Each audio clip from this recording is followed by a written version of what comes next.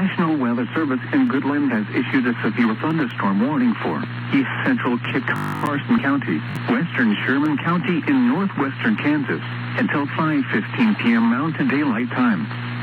At 4:27 p.m. Mountain Daylight Time, a severe thunderstorm was located near Kanorado, moving northeast at 15 miles per hour. Expected hazards include 2-inch hail and 60 miles per hour wind gusts. This is a radar-indicated threat. The following impacts are expected. People and animals outdoors will be injured. Expect hail damage to roofs, siding, windows, and vehicles. Expect wind damage to roofs, siding, and trees. This severe thunderstorm will remain over mainly rural areas of east central Kit Carson and western Sherman counties. This includes the following highways: Interstate 70 in Kansas between mile marker 0 and 16. Interstate 70 in Colorado between mile markers 443 and 450.